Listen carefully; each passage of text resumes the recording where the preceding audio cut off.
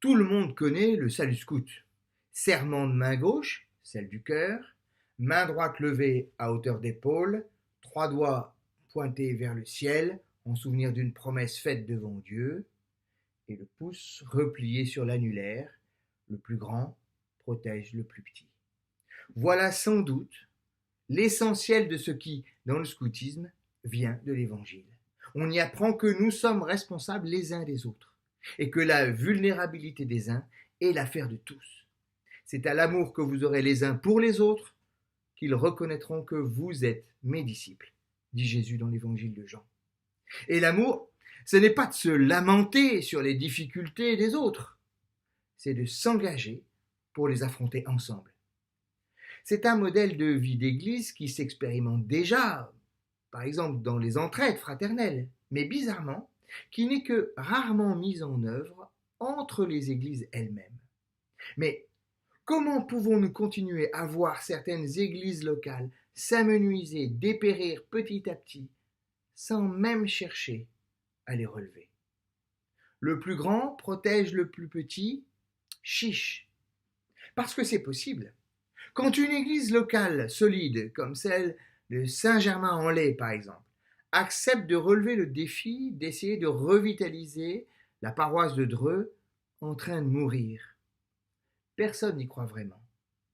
Et pourtant, quelques 2 ans plus tard, j'ai assisté à une assemblée générale dans le temple rénové de Dreux, avec 80 personnes présentes, de la musique joyeuse, des projets plein la tête et une envie folle de grandir encore et encore.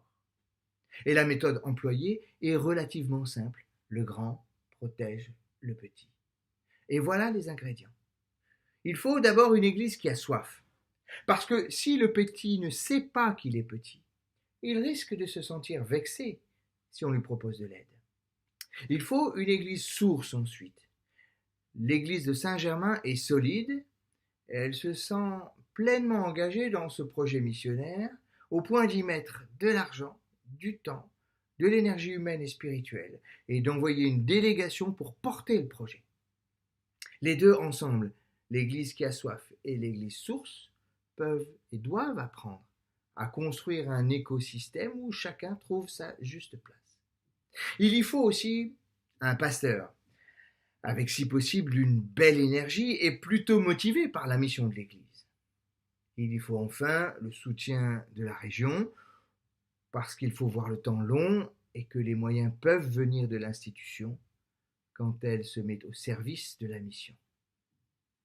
Alors bien sûr, il faut savoir être fort sans écraser le faible. Et cela s'apprend.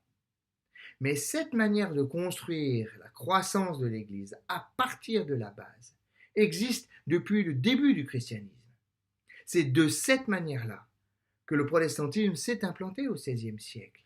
Quand une Église dite dressée, comme un arbre à maturité, porte une Église dite plantée, comme un arbrisseau en pleine croissance.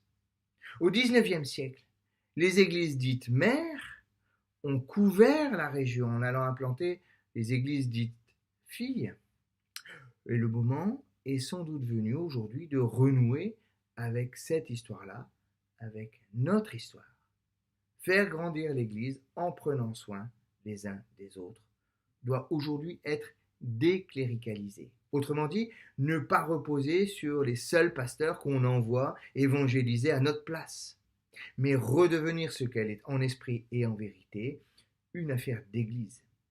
Quand le fort protège le faible, le fort grandit spirituellement et le petit grandit numériquement, jusqu'à ce qu'il devienne à son tour capable de porter la fragilité d'une autre église qui vient juste d'être plantée. Allez, que celui qui a des oreilles entende ce que l'Esprit dit aux églises. Je vous remercie.